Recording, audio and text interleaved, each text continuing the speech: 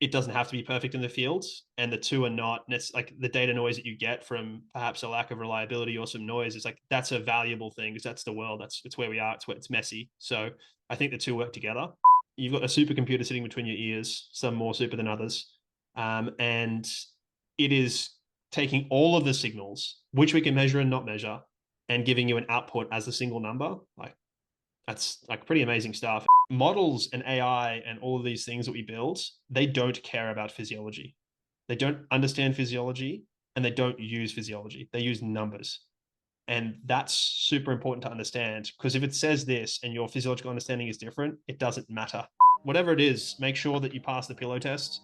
This is something we used to talk about a lot in medicine. Pillow test is Mm. like when your head hits the pillow, are you comfortable at night? Can you go to sleep? Because if you are, then that's all that really matters. Welcome to the Upside Strength Podcast, the show that will help you get your health and your performance to the next level. Whether you're a recreational or competitive athlete, a coach, a physio, or even just someone who's curious about sport, sit back, relax, and enjoy this episode. David, welcome to the podcast. How you doing? Yeah, I'm great. Thank you. And thanks for having me. Really excited to be here and appreciative of the opportunity. Excited to have you on. For the three listeners that don't know you yet, can you give us a brief overview? Who are you? Uh, What you do? I mean, if it's only three, I'm doing pretty well. Yeah, I guess geez, it's a hard story, but I have degrees in exercise physiology, podiatry, and medicine.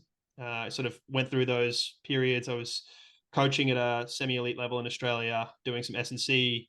I've coached a bunch of team sports, coached a bunch of endurance sports as well, individual athletes. As I said, worked clinically in podiatry, worked clinically in medicine for a little while. Ended up finding my way to Europe via my wife, or meeting my wife, who wasn't my wife at the time. Went to Amsterdam. That sort of saw me back into some coaching, specifically rugby league of all things in Amsterdam, Mhm. and then getting heavily involved in the rugby union setup there. Uh, had a bit of a Ted Lasso moment where I was kind of nightmares and like way stressed out about it all and taking it way too seriously. My wife sort of turned to me and said, "Listen, you should probably ease off a bit and maybe not coach so much." And that was kind of as COVID was hitting as well, and that saw me transition into working in tech. And so now I work in tech startups and sort of still do some coaching a little bit on the side, like a couple people here or there. Do quite a lot of podcasting, and otherwise sort of straddle the space between health and performance, I guess, based on my background. So I guess that's a quick one. I Quick, like it. yeah, Excited to get into all the details. You started in exercise physiology, as you said, or it's one of your yeah. many fields of expertise. What would you say has changed the most since your initial training in the field and your vision today? I think wearables is the answer, to be honest. Mm. Like when I was, I started my degree in 2005. And at that stage, you learn all the physiology, but it's all like in a lab. And I think at that stage, we were pre GPS watches. Mm. Certainly had heart rate monitors. Like I remember using those, but I mean, we weren't at a GPS watch stage. So for most people listening to this, they're probably like, "What do you mean we didn't have GPS watches?" Like they weren't a thing. So when you think about the data you could get from the field, like I remember like hanging a stopwatch on the fence, hitting start, going for a run, and then coming back and like jamming stop on it to try and get my time for like 5Ks or whatever. So in context, lots has changed in terms of like the data we can gather from the field, and we can talk about validity and reliability of wearables of whatever type, right? Whatever field-based measures. But I think the fact that we can do field-based measuring at all is probably the biggest thing that's changed because now you can remove it from the lab. It's not such a sterile environment, and I'm super passionate about it doesn't have to be perfect in the field, and the two are not like the data noise that you get from perhaps a lack of reliability or some noise is like that's a valuable thing because that's the world. It's where we are. It's messy. So I think the two work together. You need the lab data, the lab research, but you certainly need the field stuff because otherwise, like it's contextless. So yeah, Let's take a second. I was gonna come to wearables and tech a little bit later in our talk, but since we're here, let's yep, get right into it. Let's play a little overrated, underrated game. okay, So I'll give you some tools or some okay, metrics we can quantify, and yep, if you could give us your brief perspective on it, then we can cool, maybe dive into some of those a little bit deeper. love it. Um, let's start with the good old heart rate monitor. I think it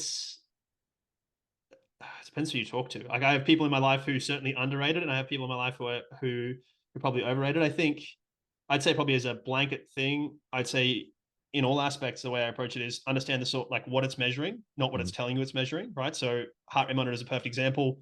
There are some optical ones which are measuring changes in light, and there are some that are electrical, which are measuring electrical current in the heart. those things are not the same. They can mean the same thing when they output to a heart rate, but they may not. So you need to understand sources of error in those. And then you need to use multiple data points to corroborate the physiological picture you're seeing. So as an example, I was running Berlin Marathon a few years ago. I started out running, my RPE was low, and I was like, but I was running too fast, or I thought I was. I looked at my pace and I was like, so I have a pace data telling me I'm too fast. I have RPE data telling me I'm okay. Let's use other metrics. So I use my respiratory metrics. Can I nasal breathe? Am I comfortable here? And my heart rate. And I was like, no, based on heart rate and respiratory metrics and RPE, I'm comfortable at this pace. This is a good pace. It turned out it's probably a touch slow because I got to 39 kilometers because I was so conservative and so worried about being too fast. I got to 39 kilometers and I was like, actually, I can go here.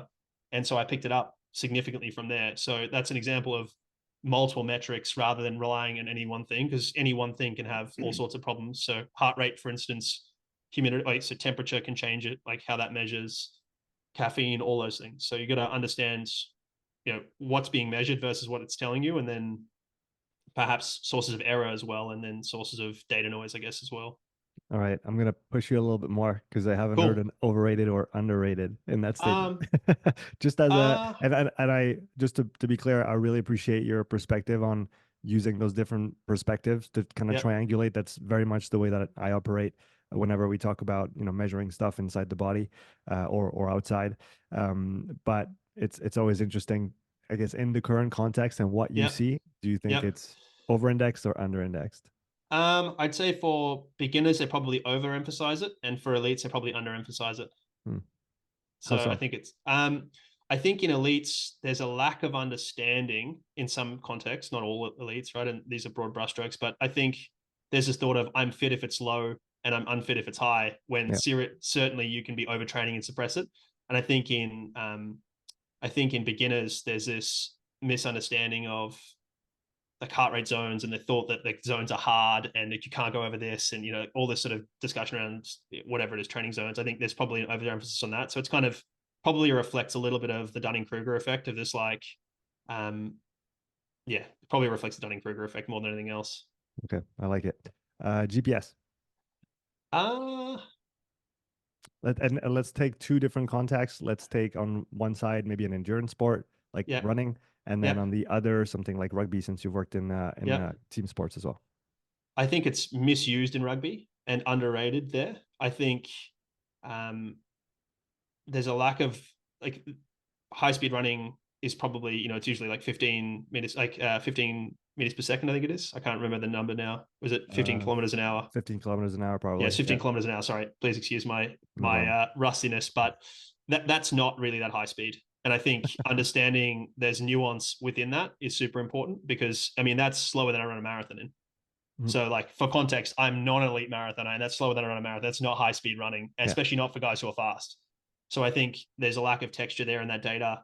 I think in a rugby context, one of the challenges we have is, like, not all load is running, and running load is very real and very relevant. But on, say, a wet day, you're going to have very, very, very low running loads, or it's going to look like there was a lot, like, very low load. But those are actually some of the harder games Mhm. for all sorts of reasons in terms of physicality and that sort of stuff. So I think, yeah, I think, and then there's positional differences in that. And I just think you can't, the reality is you don't have enough data scientists to spend enough time to make it meaningful in the ways I'm thinking about it, I guess, or I'm highlighting.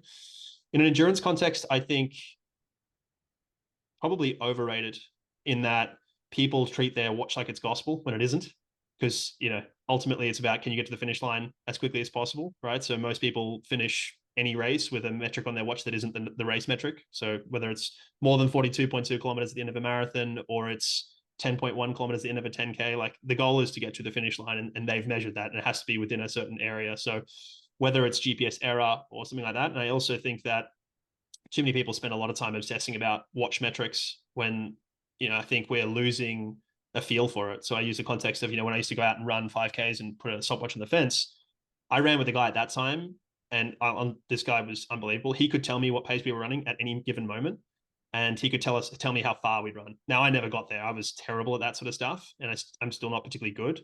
And GPS has probably helped me in terms of learning it, because it's giving me better feedback. But we're losing that in people. There are people who couldn't tell you what pace they're running, couldn't tell you if it was the right effort levels, all that sort of stuff. So I think we need to move more towards that and understanding that. So, there's this concept of running naked, which is like running without a watch, and the fact that we have a name for it speaks to how rare it is and how important it probably is. So I think you've got people. I always joke about the Garmin Symphony. If you once you go past a kilometer marker in a marathon, it's just cacophony of noise of people's watches pinging. So I mean, we we're probably a bit endurance athletes probably a bit obsessed about the metrics too much. Very interesting. To go back to the rugby side and team sport aspect, Yep. how would you, in an ideal world, say you had a sports scientist for every player on the field, Yep. how can we better use GPS in that context? How do we categorize high speed running or high speed meters? What is the right way to approach that metric if we could do it perfectly? In a perfect world, I'd probably look at percentage of max. So Mhm. actually test these guys. So get them on Yeah. a field, get them in rugby gear on a dry day, and maybe even a wet day, and like get them to run maximally. And then you go, okay, well, this is max. So now let's look at percentages of max and where you spent your time. That's going to quantify it better, and that would be probably by positional group. So let's call it back three. Let's call it centers. Maybe probably halves, back row, and then front five. So, or something like that. And you could just go, because positionally, it'll also depend a little bit on game plan. But now you're talking about people who are going to move similarly. Now we have roughly position specific norms based on everybody, like team, but then also individuals. And then we Mhm. start to break it out to be more individual as to like what was your load this week versus maximal, but also versus normal. Because ultimately it's about change in load that we're really concerned about when we're talking about injury risks. It's not about what did you do, it's about what did you do with respect to what you can cope with, and then trying to quantify that, you know, in respect to like life stress, which is then it gets even murkier and harder. But you're bringing in metrics like HRV or POMS or all of the above, right, to try and understand that. And I remember as a younger coach working with a very experienced coach, and I was tracking all the stuff, looking at just using an arbitrary units measurement, how hard was a game out of 10, RPE over time.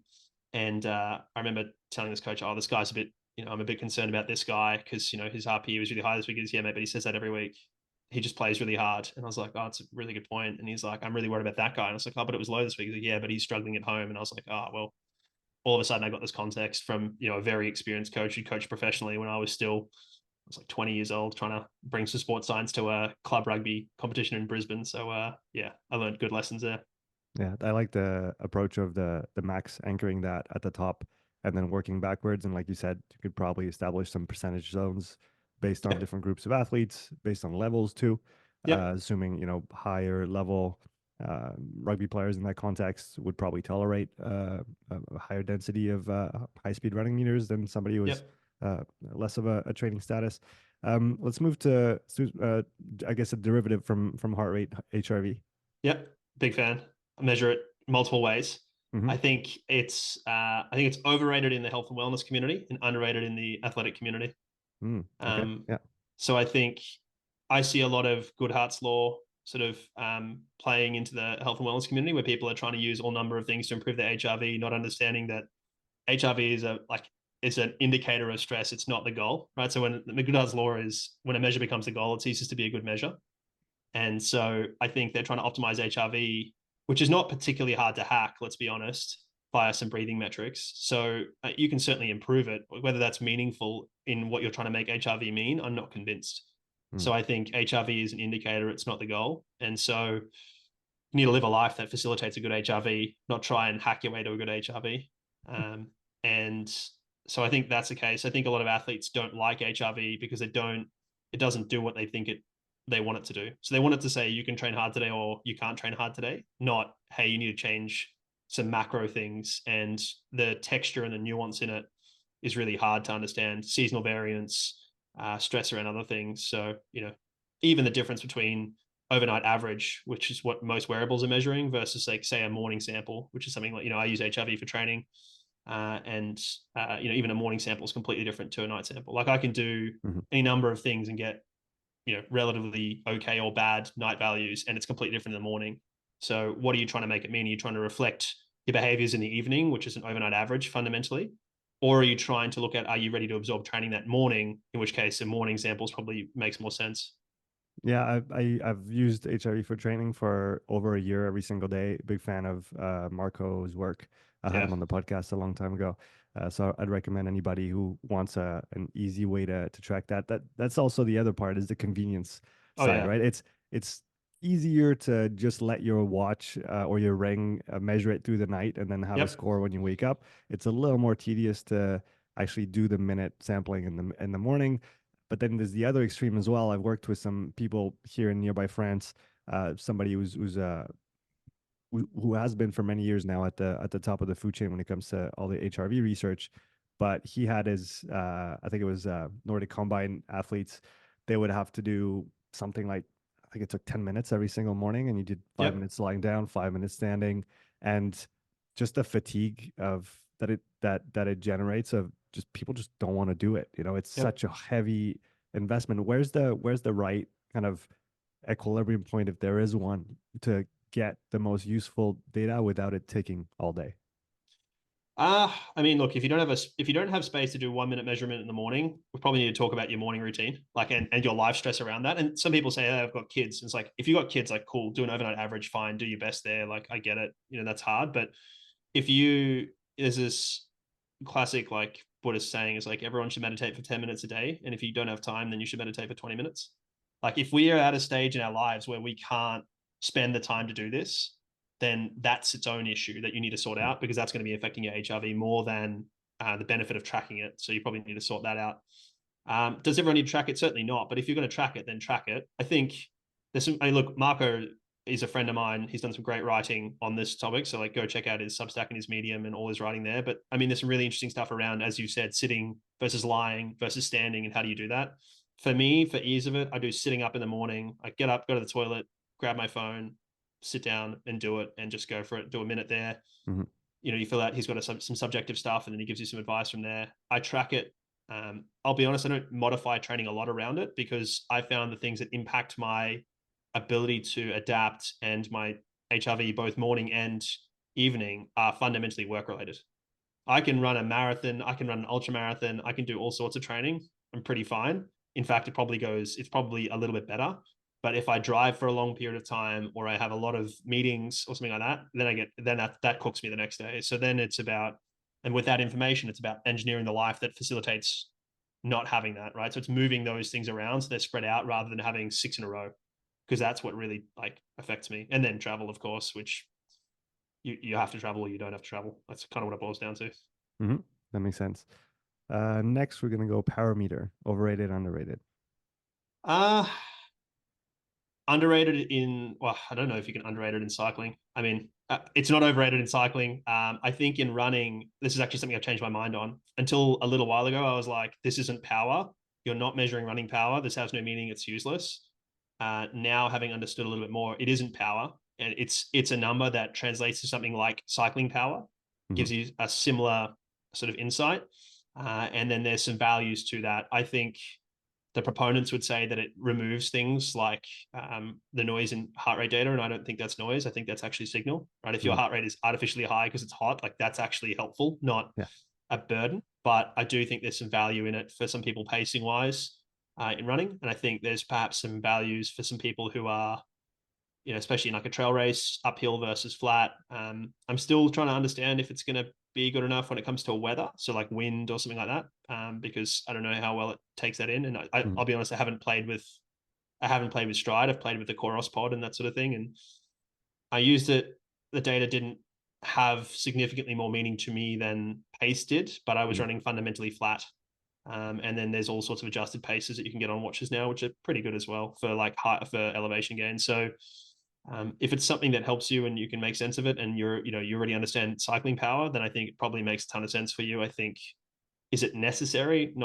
Not particularly. And then there's some really cool research that is infatuating me at the moment around understanding economy with shoes and different shoes. And Stride's released, well, they haven't released some research. Some people released some research with a Stride monitor looking at um, choosing the right shoe for you based on economy using running power only, not needing to use gases, which I think is quite cool. Mm-hmm. So I mean, there's certainly some value in it there.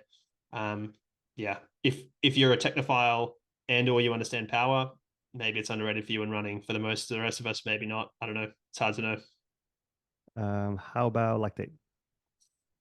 I think for most people, it's overrated because of the technicality and the and the amount of learning you need to do to make sense of it. And actually, shout out to you. Your lactate article is really good on Thanks, your man. website. I really enjoyed that. And I think it's a really good job of explaining it. But the nuance involved with lactate and the variables that come in and the challenges measuring it, like it's infinitely complex to a point where I think most people probably need to spend a lot of time and waste a lot of money on lactate strips to get to a point where they can do anything with it. And even then, I think the thought that it's just about intensity is probably, if that's what you think it is and you think it's going to help you find zones and stay at the right intensity, I think you probably should stay away from it. I like it. So How yeah, about, and I know we're not quite there yet, but constant lactate monitoring. I wrote an article on this on my Substack actually. So I can send you that for the show notes. But the long and the short of it is, I think we're going to see similar to what we saw with continuous glucose monitors. They're going to come to the market. Everyone's going to be really keen. Everyone's going to get them, and there's going to be this like initial like wave of like all of the tech things are going to be writing about how good this is or how this is the new thing, all the blogs. Then there's going to be a bunch of people who do finger sticks versus their continuous lactate monitor and say they're not accurate. And then it's going to be a little while later when everyone starts to understand it. And I think we're also going to see a spate of people who have a high lactate at rest that freak out Mm. or and are seeing values that they don't understand, right? And the corollary to this would be like seeing high glucose levels after you've eaten, people going like, oh, I've got diabetes. It's like, well, understanding like normal variation in this stuff is really important. And even like after I finished Berlin Marathon, I was wearing a continuous glucose monitor. My glucose ended up at a clinically hypoglycemic level. But I was fine. I was walking. I was happy, just talking. And I showed my father, who happens to be an ICU physician, and he was like, "Do we need to take you to hospital?" And I was like, "No, it's fine. This is normal." He's like, "Well, how is that normal?" And I was like, "Well, how many glucose measurements have you seen in somebody who's upright and walking?" I mean, he deals with ICU patients. Most of them can't, like, most of them are intubated. They can't talk, let alone Right. walk. So the context is so important. And I think continuous lactate monitors are going to be, I'm actually pretty bullish on them, but it will be a long time. And I think having worked at these, in some of these companies, I think the tech that gets built on top of it, the software that gets built on top of it is going to be the challenge. If you can get that product right, the rest of it will be fine, but there's going to be so much education needed. I previously worked for a continuous glucose monitor company. I did a lot of the education. Like Mm. I basically had a job because of how complex it was. You're going to need like 2 or 3 of me for lactate because it's like, is high good, is low good? When do you need this? Like, what about what I've eaten? When have I eaten? Like, what about my hydration levels? All that stuff. So I think I'm bullish on lactate, but it needs to be in context, probably with glucose, to be honest. I think if you have those two things and you understand some other variables, then it'll be pretty good. But otherwise, it's going to be a challenge. I guess what comes to mind is, and I was gonna get to that, muscle oximetry, Yep. or tissue saturation. It's kind of the same thing. It's great. It's constant. You get 2 data points a second. Now devices give you 20, 50 a second, but that's that many more chances of not understanding what's coming out. When you get a lactate sample every 5 minutes, then you see a pretty curve and you see some changes and you see an Yep. evolution and you can infer what you want from that. But when you have something every single second, there's so many elements that come and influence that signal that, like you said, how do you make out the signal from the noise? And that's it seems to be a lot harder and, like you said, takes a lot of practice. If we went just a little bit deeper into that, can you talk, since you've written on it, you've worked on it, you probably know better than most, what the technical differences are in a lactate sample, say at the earlobe or at the finger, versus constant lactate monitoring? What are we measuring in each of those cases, and how is it different? So glucose and lactate in most of the fluids in the body. So you can measure it from tears if you want. You can measure it from sweat, and this is Mm. part of the sources of error, right? So now you've got sweat that contaminates your lactate sample that Yeah. you take at the finger or the earlobe. That's a problem. We also have lactate, that can occur as a result of trauma to blood cells. So squeezing a finger, those sort of things. So there's all sorts of these errors. But in short, you are measuring at earlobe or finger, you're measuring capillary, right? So a small blood vessel lactate or glucose. With a continuous glucose or lactate monitor, they're going to sit in the interstitial fluid, which is the fluid between the blood and the muscle cell or the whatever cells, which may reflect better the muscle. I don't know. But the problem we have is that we have so much data on the other stuff. And so the kinetics and the kinematics of those are different. They move differently, they behave differently. So all of our understanding has been through the lens of blood. And Mm. so you can't take that lens and apply it to something else. That's like saying, it's like everything you know is about an orange, and now you're trying to evaluate a banana through the lens of an orange. It's not going to work for you. It's different, right? So there's that component. it's certainly going to be, there could be sources of error. I mean, another thought is that these use reactants. So all of them use reactants, which is to say that glucose or lactate will react with something that is on the strip or in the monitor. And there are things that can cross-react with that. So classically with continuous glucose monitors, you have like vitamin C cross-reacts with glucose oxidase, which is the enzyme there. So if you take vitamin C, you can see it's artificially high glucose. So there is those sources of error. But probably the big one for lactate more than glucose, I would say, is that lactate is constantly produced at all times and constantly used at all times and to differing amounts, right? And so fundamentally, when we see an accumulation, we're seeing excess production with respect to utilization. But it is utilized everywhere, not just in working muscle and those sort of things. So when you're sampling at a finger or you're sampling an earlobe, those two things are not even the same. If you get the same sample at the same time, they're not even going to be the same because you've got different metabolism between where it's produced and then where it's sampled. And the same will be true for probably the back of the arm where these continuous lactate monitors will go. So I think all of those things mean that it's going to be, I would say if you're going to use these things, you need to understand lactate and almost not use that knowledge a little bit or not use the knowledge you have of the samples, or you do both for a while and understand them in like context together. So spend a month where you're wearing a continuous lactate monitor and doing a lot of finger streaks. So you're starting to understand the variance between them, and you can contextualize your continuous lactate monitor through the lens you already understand, which is through blood. So putting your current understanding aside temporarily in order to essentially be able to use that new perspective and have an open mind when you approach that data and not apply your preconceived notions about it. Or use the preconceived stuff to contextualize your new stuff. But yeah. all with the thought, and I would say this of continuous glucose monitors as well, all with the thought that what you're seeing is normal, not abnormal. Mm-hmm. Unless you're certain, like, if you have diabetes, of course, okay, it's a little bit different. But for the most part, most athletes probably don't have diabetes. So or don't have a problem with their lactate system. So let's assume that you're normal and what we're seeing is normal and work from that standpoint. And we may be proven wrong, but rather than assuming that we're going to be, assuming that you're going to have a lactate that is low, let's say, assuming it's going to be 0.1 or 0.2 or something at rest, like it's probably a fallacy. It's probably not going to be that at rest if you sample it. So don't be scared if it's a little bit higher. Okay. Another field you worked in extensively, like you just mentioned, constant glucose monitors. Yeah. What about What are your thoughts on that? I think really useful if you have a question to answer, and really useful. I think they'll actually be made more useful by continuous lactate monitors. I think having that understanding, because of course lactate can be converted to glucose, and so understanding all those things, I think is really important. I mean, we were doing some research at the company I was at. We had some really cool research on some stuff that had come out, and it was just getting exciting.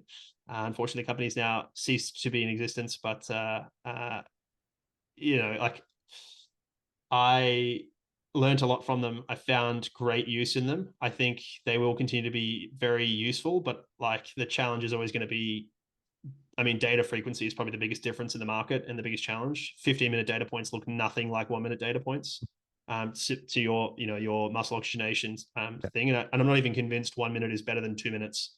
To be honest, I think there's a lot of noise in 1-minute data that maybe when you measure it like that, you're expected to explain it all. And I'm not convinced that that's the best. It might be better to be a little bit lower res on it, but it's hard to know. I think we've seen some really cool data, some really interesting stuff. Like we've seen elite athletes who can hold glucose levels that are super high for a long time without too much intake. So this, I've seen people hold glucose well above 200 milligrams per deciliter, which is well above 11 millimole for hours and hours, right? And just that understanding. And, I showed that to medical colleagues of mine. They'd be like, oh, does this person have diabetes? It's like, no, this is an elite athlete. He's got a body fat percentage of less than 10. Like this, very unlikely this person has diabetes. So just that re-understanding of it. And I think that has a lot of value to the people who do have diabetes, because understanding what people without diabetes, like their glucose kinetics, changes the way you may think about managing diabetes, because now you have a different lens on it. But again, so much of our lens and our understanding of glucose has been through diabetes and through blood. And now we have interstitial glucose in people without diabetes. And it's like, it completely changes it. And understanding that's really hard. Did you know that I've recently started an all English YouTube channel? If you're not following me there yet, please take a few seconds to go subscribe to the Upside Strength English channel and get access to hundreds of hours of free content. It's definitely something we'll come back a little bit later to, and it makes me think of the conversation I had with Inigo San Milan, Yep. where he sees both extremes of the spectrum in terms of, metabolic dysfunction and metabolic uh, health is a big word, performance or Yep. hyper optimization with the elite athletes. And as you're saying here, maybe having a better perspective on that spectrum can help us understand those different states and what we can do better at either Yeah. end, I guess. Well, I think it's actually quite interesting, like the difference between severe like disease metabolism and exercise metabolism. Like the metrics look pretty similar.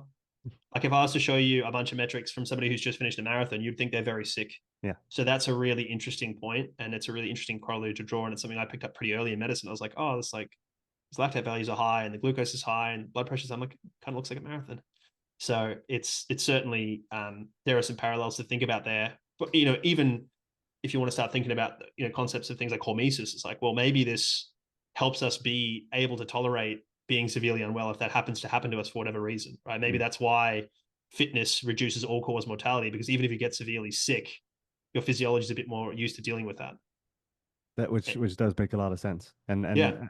and I know that there's something also to the extent of I spoke of it with a good friend. Maybe that's the first podcast you need to listen to in French. It's one with my friend Vincent, who's an elite indoor rower and also a researcher in his own right.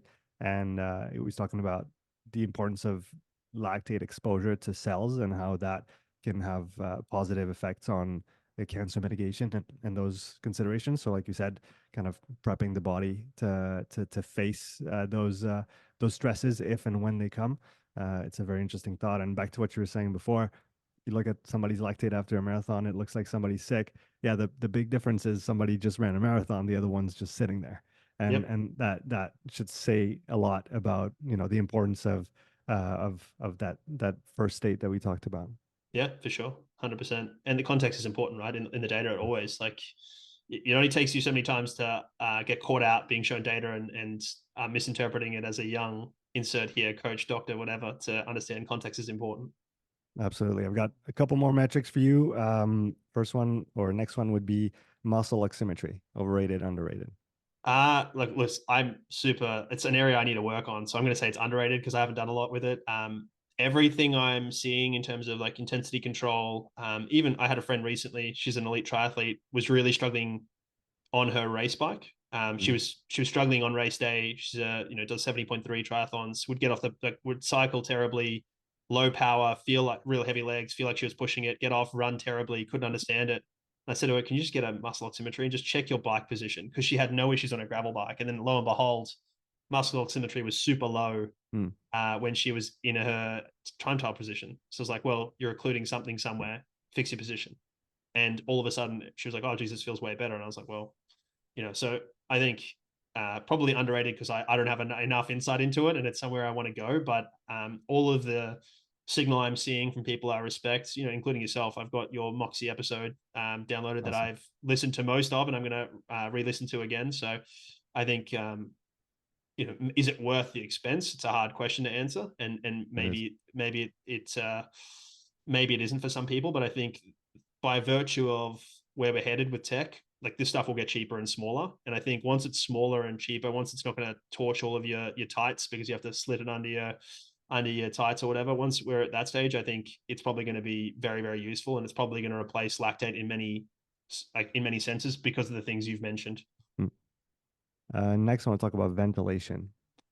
So an article that's coming out of my Substack in the next little while, and somewhere I've noticed you posting about the last couple of days is like these ventilation shirts, and I think this is the wearable I'm most excited about because I Mm. think ventilation probably gives us more insight than many of these metrics that we've talked about, and probably a lot of what we make those mean actually has better signal from ventilation. Mm. So, yeah, again, clinically in medicine, if you speak to good doctors, they'll all tell you a good ventilation measure is much more indicative of things than a lot of like heart rate and stuff that we tend to look at more closely. It's just that ventilation's done pretty poorly in the hospitals because you 30-second average or whatever, and then you multiply that by 2 or whatever. So, point being, yeah, I think ventilation is fascinating. I think it gives great insight into different, arousal states, into recovery, even all those things. I mean, I just spent some time at altitude. Like I didn't get a ventilation measure, but I can tell you it was up.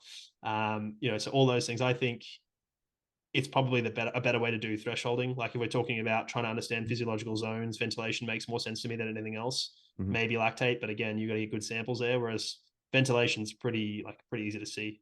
Yeah, it's accessible, and like you said, the shirt. It was my first time using it a couple days ago on the bike. I did the shirt time wear Yep, for those who are interested. TYME, and I had the VO2 Master on as well because I wanted to yep, see what does it look yeah, like frequency wise, volume wise, and I was surprised by how close it is. And yep, I think the extremes were a little bit smoother on the shirt, but I believe there's the smoothing that's applied in the software, and you can modify that on the raw data on the back end.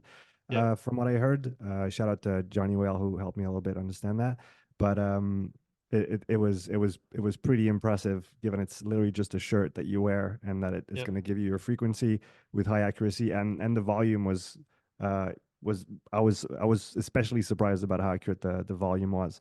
That being said, it's their own arbitrary unit, and it's not a volume in liters like you might get with a mask. But what I'm looking into is, can you convert one to the other?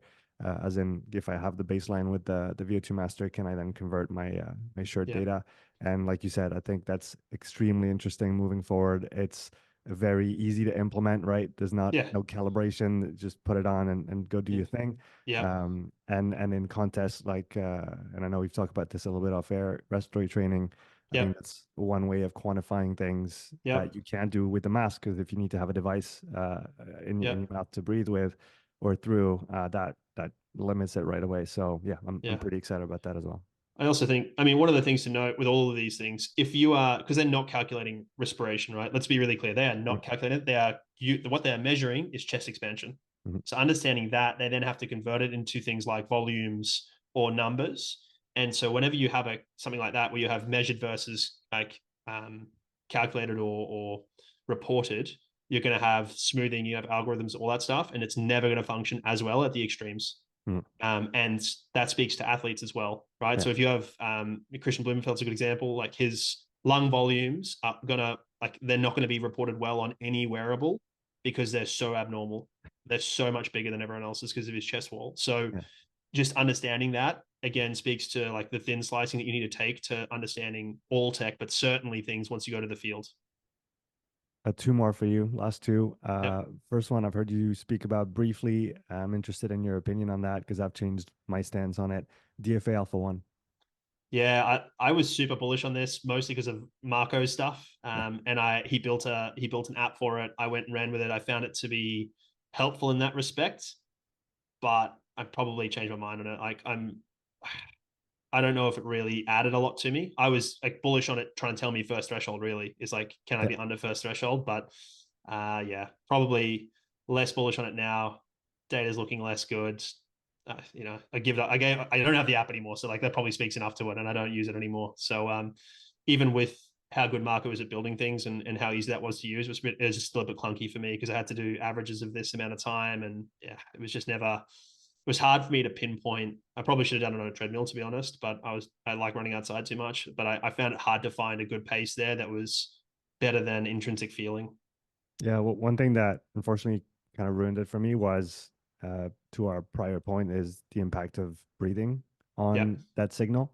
I just sitting at constant wattage on the bike and just looking at the signal and then playing with hypoventilation and hyperventilation and just be able to literally just up and down the signal over a few seconds. Yeah. And I've heard some people in that space say, yeah, it's a feature, not a bug. There's that tight link between the two. We know that the way you breathe is going to influence cardiac dynamics, and that DFA alpha 1 is a part of, it's a signal from that space. But for me, the influence of one on the other just you can't control for the latter. So I for now I'm unconvinced Yeah. after being very excited about it like you probably Yeah. were at the beginning. But I'm open if something comes down the Yeah. line, maybe why not? But for It, now, I think we both would love it to work for what we're sure. using it for, but I Yeah. think even if whether it's feature or noise, it's enough that it can't be used for what we're trying to use it for. Hmm. Because then that's on us, right? Then it's, hey, this is a feature. and we're trying to make it mean something it doesn't mean, okay, well then I don't want to use it for that. Like, and then I see no value in using it then. Like whether it's feature or noise, it means that I can't use it for what I want to use it for. Last but not least on my list, RPE. Underutilized, like underrated everywhere. I just think, um, yes, it takes some dialing in. It certainly does, particularly for people who are new.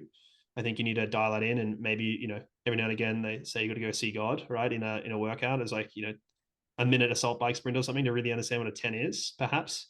I do think, and it's something I've taken from Olav Alexander Boo, for those familiar, like a two-dimensional model, understanding that duration is so relevant in RPE, because to say my RPE is 10, like what does that mean? Is that intensity, or is that intensity duration mix? And I think understanding that it's intensity duration mix and starting to put texture to that is is probably more valuable. So understanding, like, if you say 10, that means that like you can't continue. It might be 9, but I can continue for a while. But just understanding that, and maybe it speaks to durability as a physiological parameter as well. But certainly I finish a marathon unable to give any more, and at most points in that marathon my RPE is quite low, and that doesn't make a lot of sense if you're using a single number, right? And not using a context of duration. Yeah. My pacing, in London I paced pretty much even. I went out to run 242. I ran 242. I pretty much evenly split, maybe a negative split of like a few seconds. So like it couldn't have been better, and it's fundamentally a flat marathon. Like that is, if you looked at a physiology textbook, you'd be like, okay, well, this RPE should go up over time. It actually didn't. It was very low for a large portion of it, and then it started to creep up really quickly, and then it was high for a while, and then it probably, as I sprinted across the line, it was super high, and then it was fine, and I felt fine afterwards. Walked away, felt fine afterwards, right? And the RPE gets really complex when you start to add long durations. When you're talking about, let's call it up to say the 3,000 meters on the track. So let's talk 9 minutes. It's probably good as a single digit, but once you get beyond that, and there's a huge aerobic component, durability probably comes into it, and then we probably need a second like dimension of RPE where it's duration time as well, duration sort of anchor as well. Yeah, I like that. I recently spent quite a bit of time digging into all the research that's been done around RPE, and I was surprised. I knew it held a lot. I mean, it was high in my esteem already, but now it's kind of transcended everything else, and it's Oh yeah, easily at the top of the pyramid. If I had to pick one kind of conversation, it's actually surprisingly robust, right? Because I mean, surprisingly from the standpoint that we've been instilled that subjective is not as accurate as objective, and that it's just your sensations, and you can't trust what you feel, and you have to look at objective data. And that's probably one of the biggest load of bullcrap that we've been fed over the last few years is, and what you've said, what I see now is, and I work a lot in the CrossFit space, and especially with those, with that demographic, we see just people that are anesthetized, where if they don't feel dead, they don't feel anything, and they're yep, incapable of making out a 4 from a 5. And I was for the longest time as well, right? Because until you yep, try, and until you spend the time, and you have that introspective kind of perspective on yourself, you just don't get much out of it. And I think it's something that kids should learn in school, how to listen yeah, to the signals that your body sends you. The quote that I always like to bring up is the Nils van der Poel one. In his training manual, he said, and I'm probably going to misquote him, but go read the manual for those who are interested. You have to listen to your body whisper so you don't have to hear it scream, yeah. and that's something that's so important. Yeah, I mean, there's a lot of reward in our world for not listening to your body. Like most successful people I know are self-sacrificial in many ways, be that they can push through pain athletically, they can sacrifice their health for business success, all those things. So I think there's a lot of reward for anesthetizing yourself, so to speak, Mhm. in our society, and we're rewarding it. But if you want to talk about understanding performance over a duration, a timeline that is not measured in weeks, RPE makes the most sense. It makes the most sustainable sense to really dial that in and get it. And it's, if you think about it, you've got a supercomputer sitting between your ears, some more super than others. And it is taking all of the signals, which we can measure and not measure, and giving you an output as a single number. Like that's like pretty amazing stuff. And any good coach, right? Because there's this art versus science debate, right? Or science versus practice, or whatever you want to call it.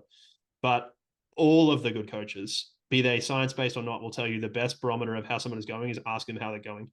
Now, Alex Ferguson used to have an office that overlooked the Man United car park, so you could see how they got out of the car there are all these stories. You talk to any good coaches at any good clubs, they'll all tell you, like, I say hello to everybody so I can see how they're going. Mhm. We look at how they're feeling, we look at body language, all this stuff gives you an indication. And it's super important because, I have an article that dropped 2 hours ago, with ideas that need to die. And one of them is that the mind and the body are separate. And like, it just isn't. They're the same. Like, they are the same thing. There's this debate in medicine between like the brain and the mind, psychology versus neurology, and there's this like conflict until they're the same. Like, it's just the biggest, one of the most limiting beliefs we have is that they are not the same thing. That and we dismiss it as placebo, or we say that person's a head case or whatever. Like, it's just not fair, and it's not the case. We need to be, some of the best coaches in the world are the best psychologists in the world. The rest of it, like the X's and O's, like when we're young coaches, we love it. We love the merits of reps of 6 versus reps of 5. And then you get to a stage where you're like, oh, none of this actually matters. And then you get to a stage where you're like, all the psychology matters and the rest of it's absolute noise. And like, go do whatever you want as long as, we can get you psychologically happy and working as a unit, whatever that looks like. Yeah, and it's hard. I remember back to when I was doing a lot more in-person coaching, personal training, and oh, how many reps should I do? Well, just go until it gets pretty hard, and then you stop, and then we're gonna do it again a few times, and then next week we'll do a couple reps more, and we'll just keep going like that in a very Yep. nonchalant way. But they don't like that. They want a number. They want to know, is it 14 reps? Is it 15 reps? Why are you not counting? You have to count. Yeah. Well, that comes like Andy Galpin's like chef baker cook analogy like comes to mind there. I just Mhm. and you got to know who you're working with, right? Are you Yeah. working with a chef baker or a cook? And I tend to prefer to work with chefs these days. Like, high level oversight, you need to modify it yourself. Give me feedback. We can tweak it. We can have a discussion and agree on something, Mhm. rather than working with bakers who are like, I need to know every detail. Because I used to be a baker. I'm a type A personality. I see a lot of myself in them, and you want them to get to a stage where they don't worry about the detail because you know that their physiological arousal and their stress levels will be better for it. But to have that conversation almost guarantees disengagement from them. So you're going to fail getting into that almost. It's just like, it's really hard. For those that are interested in this idea of RPE and listening to oneself a little bit more, what advice could you give them in light of everything we've just talked about, looking at different, wearables, data, RPE? How can we get better at feeling what is going on? So first thing I'd say is the wearable will affect how you feel, right? So there's good research. I mean, there's a thing called orthosomnia where like the worry about sleep trackers worsens your sleep. It's a known thing that they talk about in literature. We're going to get more of that and more of that. There's certainly this in running. You'll go out, feel like you have a good run, and you look at your watch pace and you're like, oh, it was terrible. And conversely, when you feel good and your pace is slow, like that messes with you mentally. So, Alex Hutchinson's book on this is great. If you haven't read Endure, I go have. read Endure. It's amazing. Um, but so firstly, I would say is, under, if you're trying to dial this in, go feeling first, then objective. Mhm. So the first one you need to look at or think about is your feeling. Don't be influenced the other way. Second thing I'd say is calibrate it. So go do a 10. Like, go see what 10 is. Like, absolutely couldn't do a minute more. I said a minute on the assault bike, something like that. Like, that's 10. Now you have a 10. Now think about that when you start to say like, oh, this is a 6. Like, maybe it isn't a 6. So understand that as the second thing. So you need to calibrate all those things, and then just you need to practice it, just like anything. Like, you didn't get good at insert whatever here on day one. It has to take time, and again, we've anesthetized ourselves, but you certainly have feedback mechanisms, right? That can give you that as well. So I would certainly do that as well. So yes, wearables help, but they help for feedback. It's like, did I sleep well? Yeah, I did. What does my wearable say? Well, it says I only woke up a couple times. Okay, that's probably reasonable then. Or like, it says I woke up a ton of times. Well, is that really accurate? How does it measure my wake ups? Oh, it only just measures HRV and movement. Okay, well, maybe that was a dream. Maybe it was a bad dream or something like that. So just understanding that. Another area I'm interested in, and I'd like your thoughts on it, is AI and how AI. How do you see AI influencing or disrupting coaching, training? What areas are going to be affected the most? Is it what people usually think about, or is it in different ways that it's going to be impacted? I think the first thing that's going to happen is like a bunch of people who you like, and I don't want to talk badly about these people. It just, these people exist. Like, they do very similar programming for mass amounts of people. I think that's going to die. I think AI is going to take over that, and like platforms will just kill that off. I think it's going to change the role of a coach away from the X's and O's to more the psychology, emotional aspects of it, and that more soft skills of coaching and helping with decision making, more of a consultant sort of standpoint. I think that's going to be the case, and I think in many aspects of the world as well. Like you're going to see this real separation. What was probably more of a spectrum is going to be real, like a lot more polarization there for people, where like the bottom end of that scale is probably going to lose jobs, whereas the top end is probably going to be more valuable. Mm. I also think it's going to take a lot of, it's probably going to get closer to RPE, to be honest, in that respect, in that we're going to be able to pull a bunch of metrics together and see some stuff. Mm-hmm. And where it's going to be a real challenge, and this is something where I've had to check myself multiple times, actually in a conversation 2 days ago, is models and AI and all of these things that we build, they don't care about physiology. They don't understand physiology and they don't use physiology. They use numbers. And that's super important to understand, because if it says this and your physiological understanding is different, it doesn't matter. The physiology lens limits you. Because I speak to mathematicians about this stuff and they tell you, and they're like, oh, this is the prediction. I'm like, no, but that's wrong because of this physiology. It's like, well, no, it's right because the algorithm or the whatever the computation says that, and you need to throw away, like you need to, or at least hold back your understanding of physiology that's going to limit your belief in that respect. Because I think if you want to truly embrace it, you have to, and maybe it's wrong, right? And don't misunderstand what I'm saying, which is to say, sometimes these things will be wrong, but you will be proven wrong by a prediction from AI or an algorithm at some point, which doesn't make physiological sense or in the way you think about it. And that is because it doesn't need to understand physiology. It doesn't have those same limitations that we do, right? So like they always say that the same mind that creates a problem can't solve the problem. Like it's a different thing that's solving the problem in a different way. So if your understanding is limited, it's not that model won't work. Hey, real quick, I've prepared a free mini course to help you understand everything that you absolutely need to know on training zones, how to train zone 2 for your sport, and how to organize your endurance training in general. You can sign up for free using the link in the description. Let's talk about some application. We had a couple of good questions on Instagram Awesome. when I said that you were coming over on the podcast. One was testing for different endurance athletes. So let's put all those wearables and metrics Yep. that we just discussed in practice.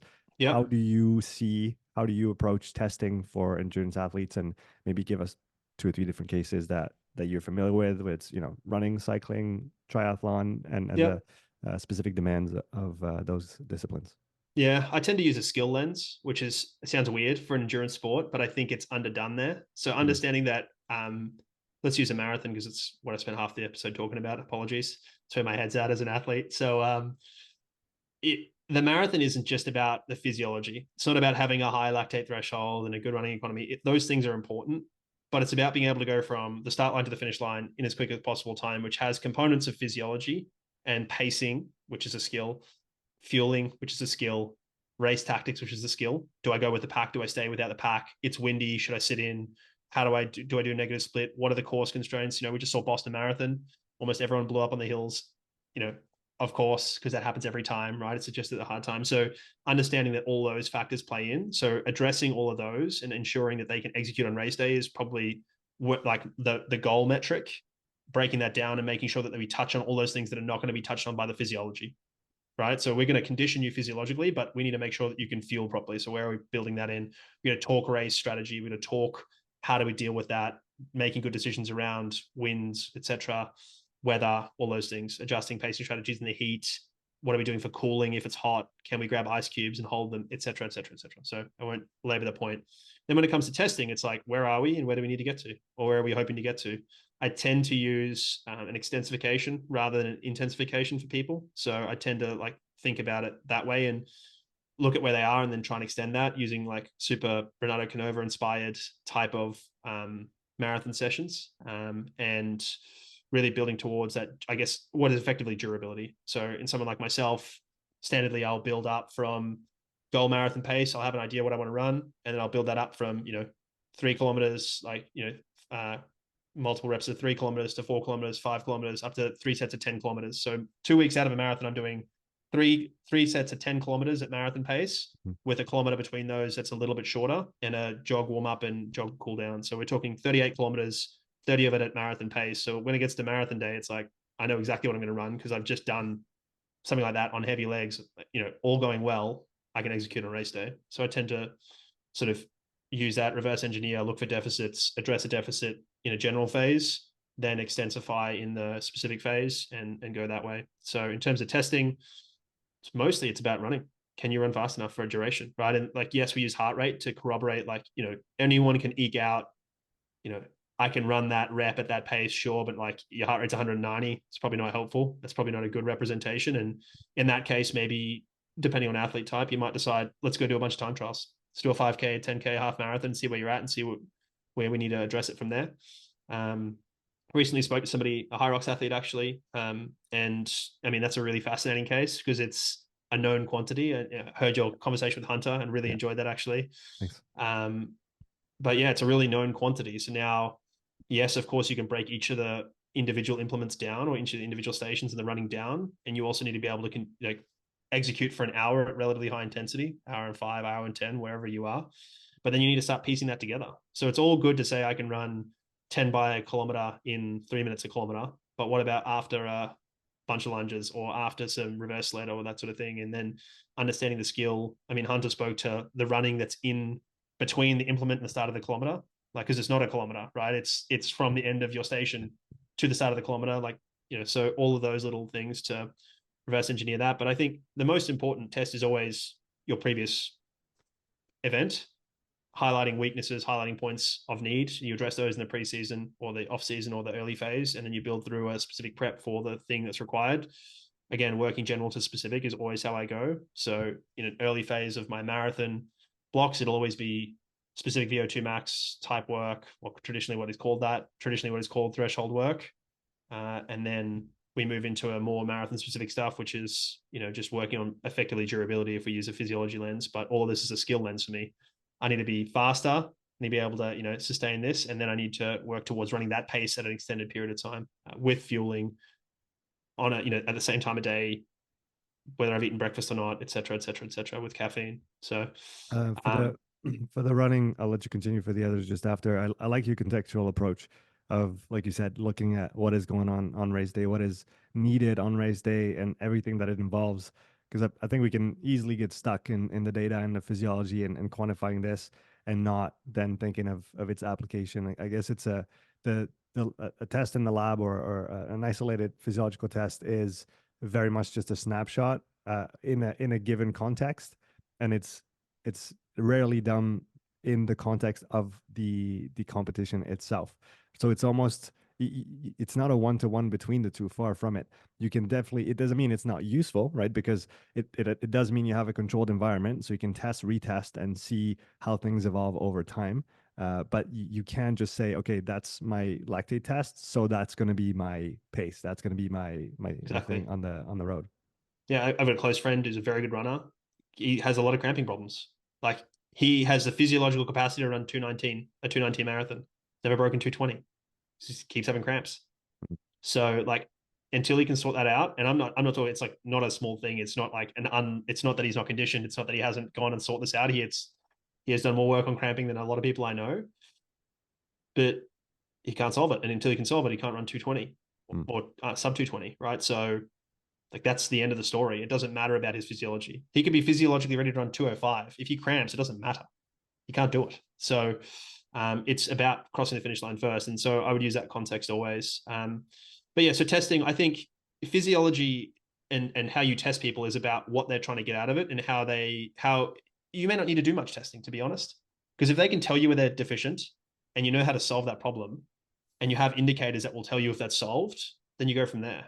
I think this thought that everyone needs to go to a physiology lab, get your thresholds done, and then get your VO2 max done. Like, it's fine if you want to do that and you enjoy it and you want to track it and that has meaning for you, but there are many better ways to do it, right? So, in a triathlon context, if you're struggling with the run, is it that you overbiked?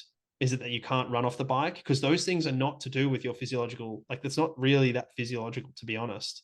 It's about positions, and it's about skills, and it's about, intensity control and execution and pacing. It's not really a physiology problem. So I tend, as I said at the very start of this, I use a skill lens fundamentally, but if you can address the deficits, address the deficits. If you can highlight them without a lab, you don't need to do a lot of testing.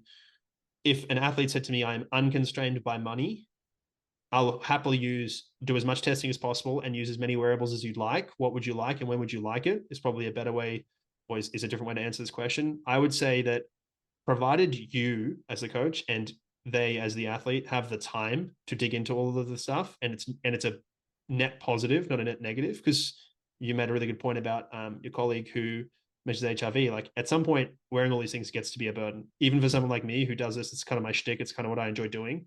It gets to be burdensome for me as well. And there's times where I run with like without even heart rate and just go and just run.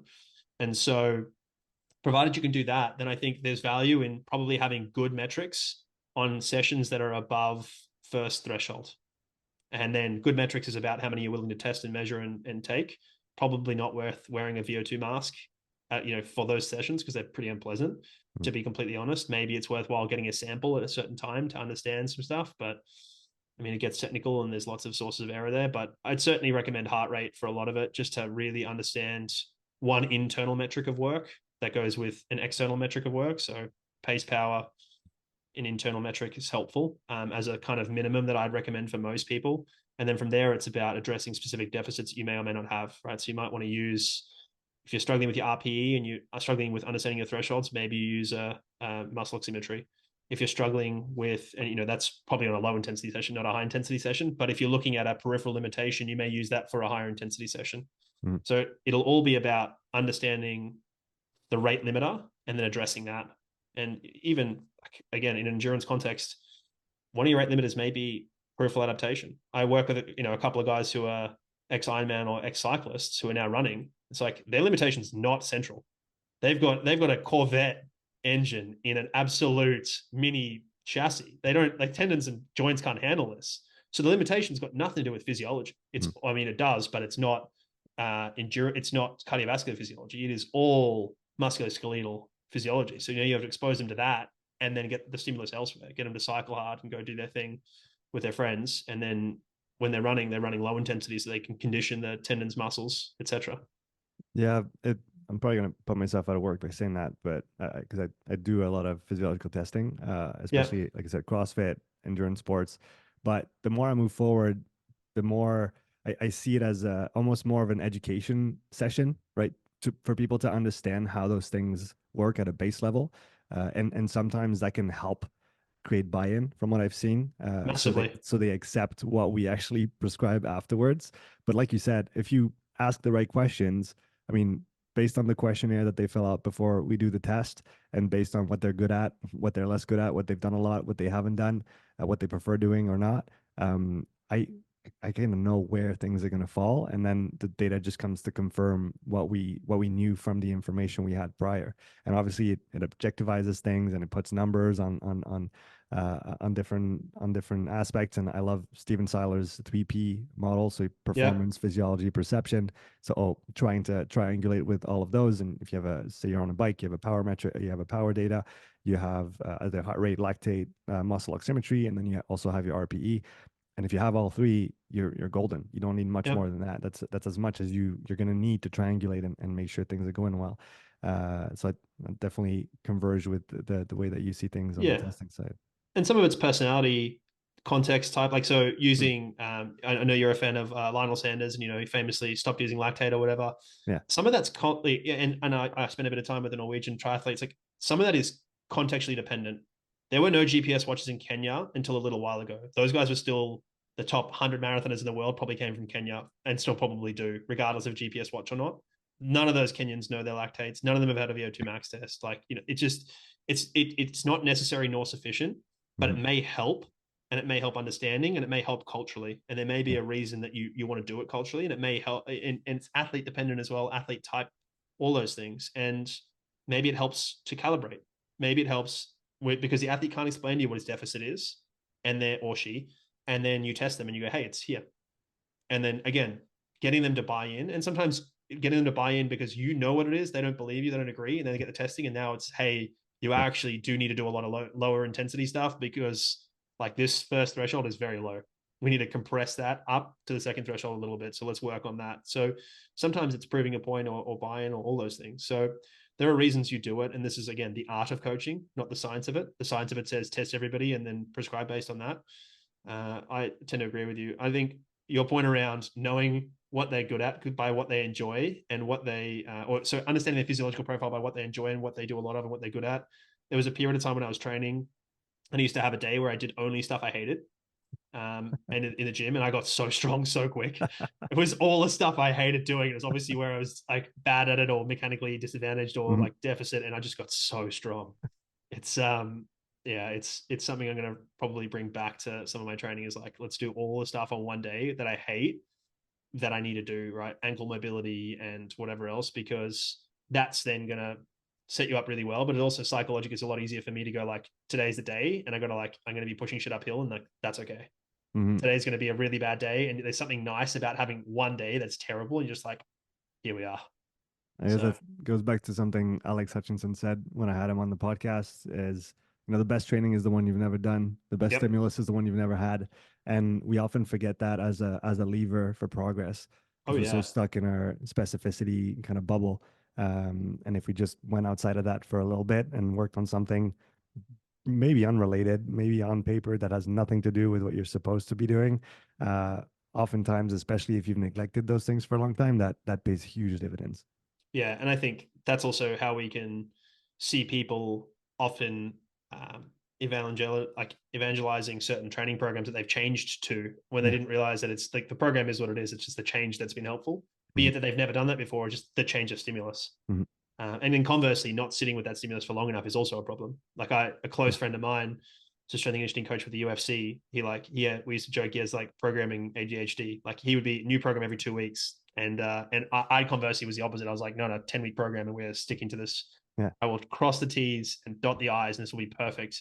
And he's physically a lot more what is talent, but he's a lot more fast twitch than me, and so therefore should have seen much quicker development than I did in a gym setting, and certainly didn't because of those things. So yeah.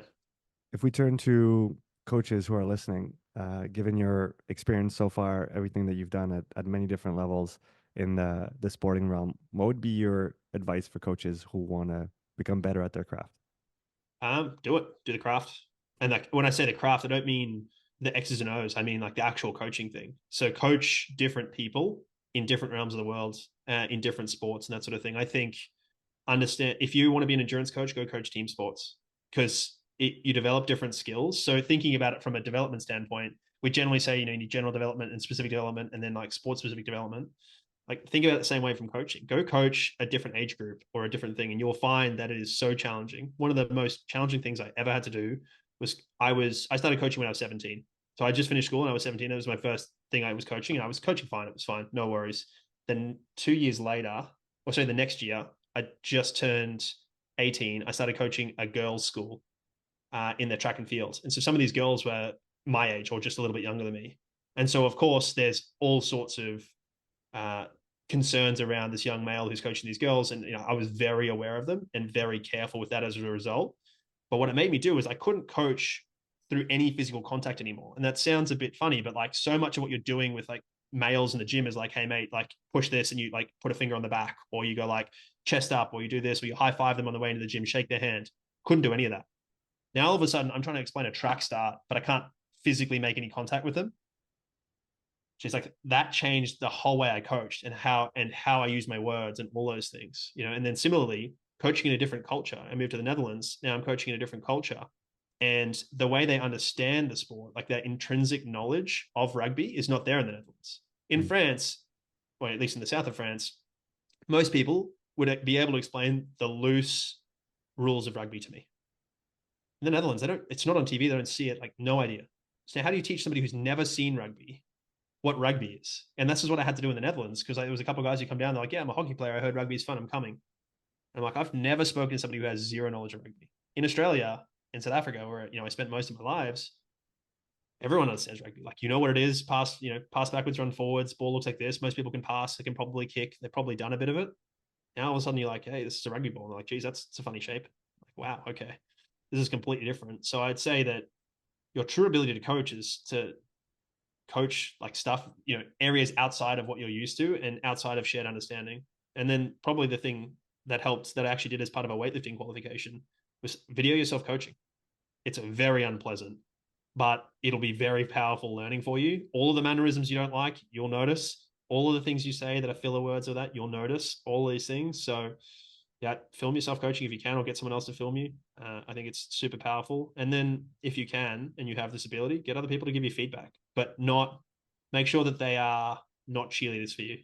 Mm. Right. So we all have cheerleaders, probably our parents or wherever, close friends who will tell us they love everything we do.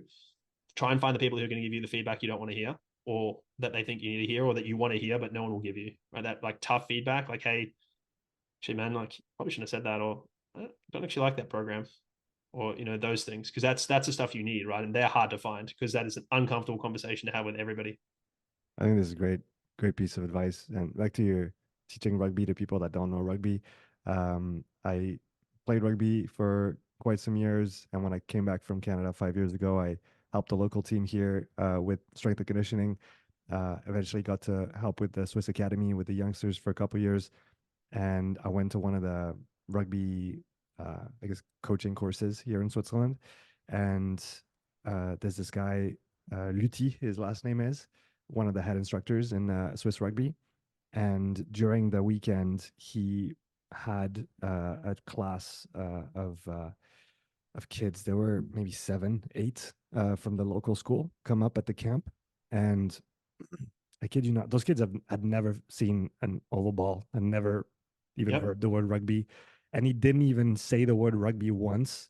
And within an hour, they understood, the gain line, they understand, release once your knee touches the ground. They understood support. They understood how to take depth and come at speed. And he taught all that through a non-specific lens, just playing games with those kids. And it was probably one of the most mesmerizing feats of coaching that I've seen so far. I Yep. mean, the amount of skill that it takes to, first of all, wrangle 20 kids that are here and that are, you're going to try and teach something that they don't know and they probably don't want to know at that point Yep. is absolutely insane.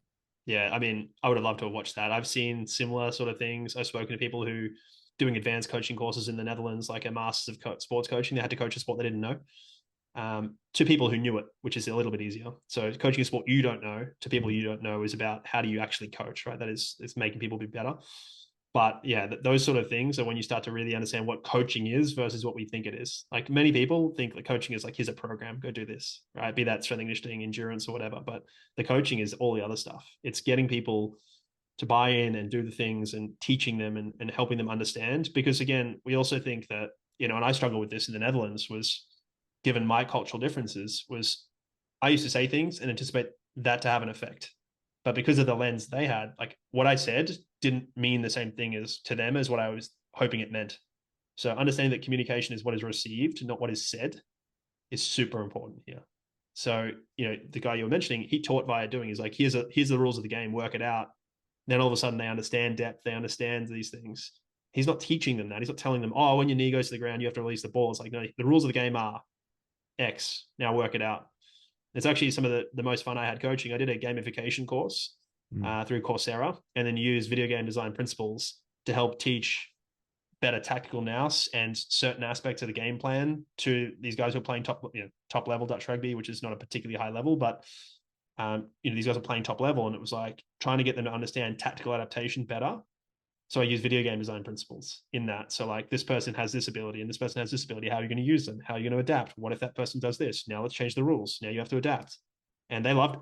Like these are guys who are anywhere from 18 to like 30, and they loved it. And they really engaging, lots of running. So there's a fitness component to it, but also tons of tactical adaptation because teaching tactics, it's hard.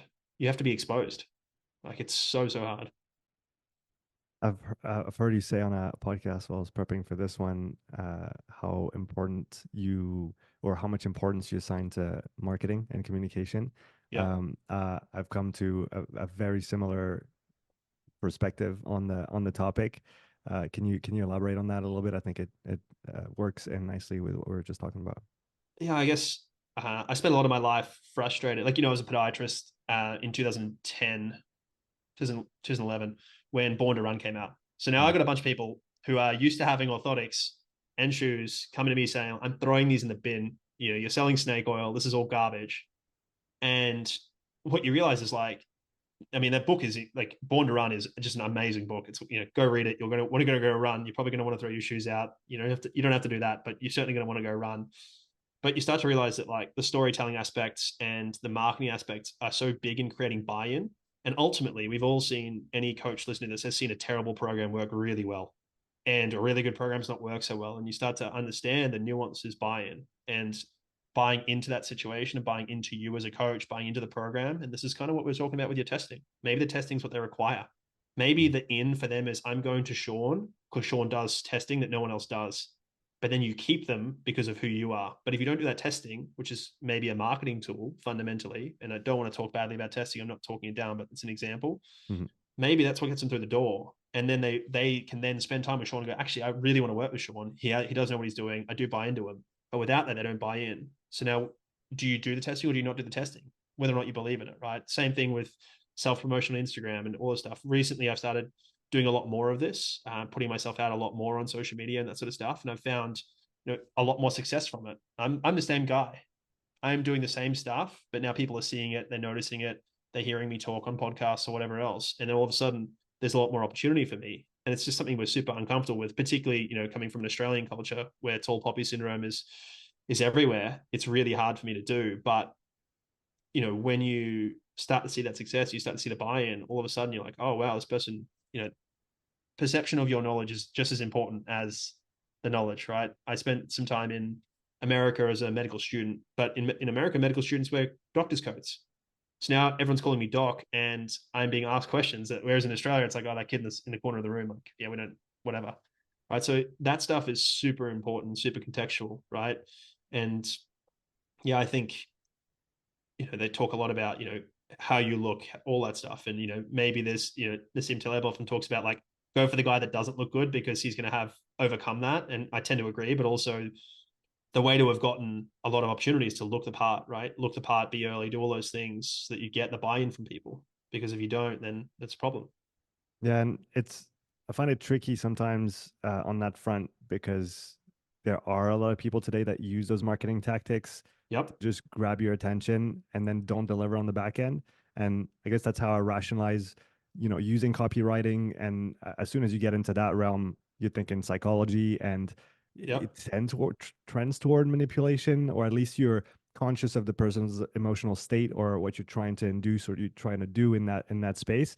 And the way I think about it is, if you have a valuable message, if you have something of value to provide, and it's going to affect the person positively with no negative, drawbacks, I think it's 100% justified to use those quote unquote tactics and approaches, because you're going to have a positive impact. But then obviously it can also be used the wrong way around, where you use kind of clickbaity, grabbing kind of that attention up front, but then you don't have anything of value on the back end.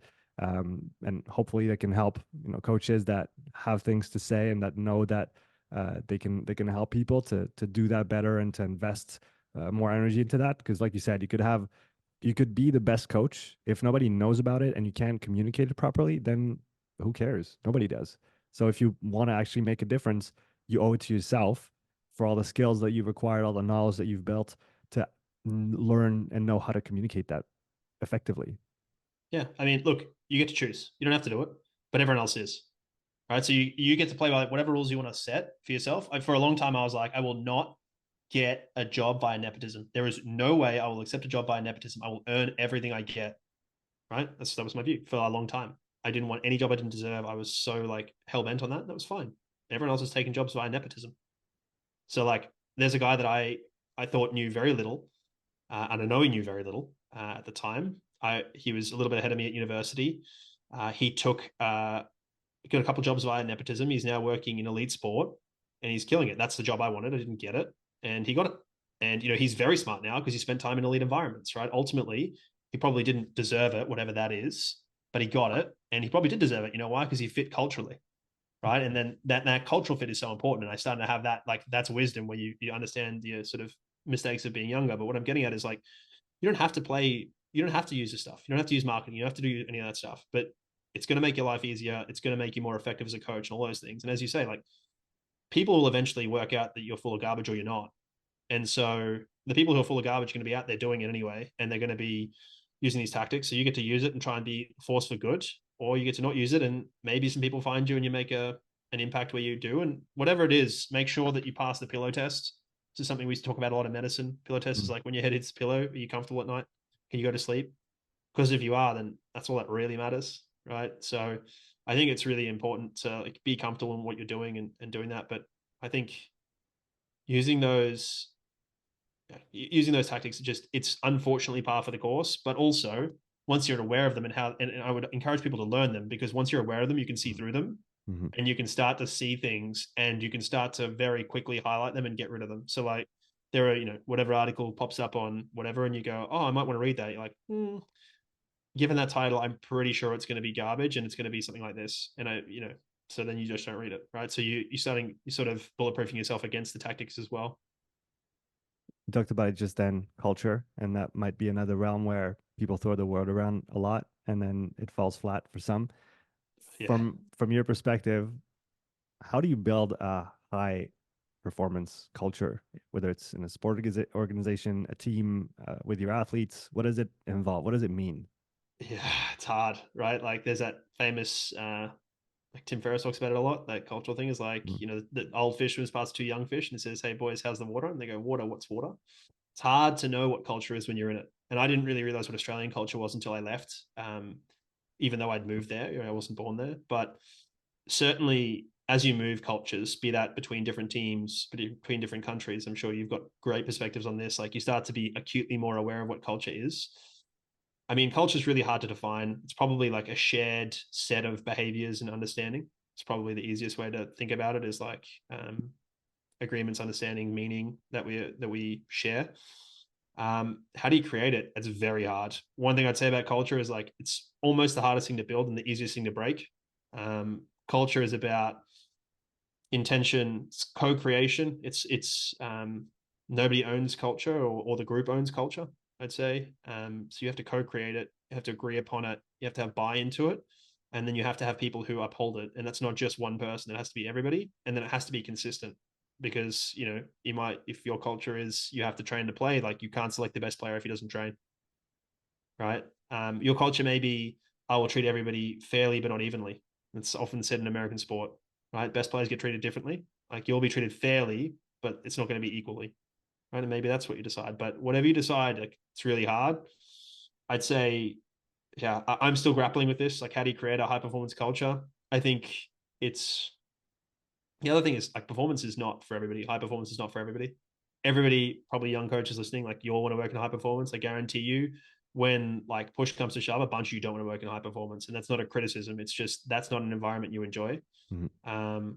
I enjoy a high performance culture, probably not full time. I enjoy it step in and out of. I love developmental cultures as well, developmental cultures, because I find them that growth mindset and the exploration and stuff I really enjoy. So I probably spend time between the two if I have an option. When it comes to coaching sport, that is. When it comes to actual work, like I want to be in a high performance environment. Like hold me to a cord, call me out, do these things. If a meeting starts at 3 p.m., I'm there at 2:55, with the exception of this podcast. My apologies, Sean. It's not a high performance setting right here. Yeah, well, We're just kidding around. clearly not because of me. But so that's the sort of stuff I love and thrive on. And it's like, let's have these honest and frank conversations, but that's super uncomfortable for a lot of people. And Hmm. perhaps, as a manager or people who are managing these people, you need to be empathetic to that. And that's where I struggle to manage people, because I really struggle with not holding them to those standards. I set a really high standard for myself and other people, and then not holding people to that standard is really hard. But if you don't agree on it, can't hold them to that. Like saying you're late at 3 p.m.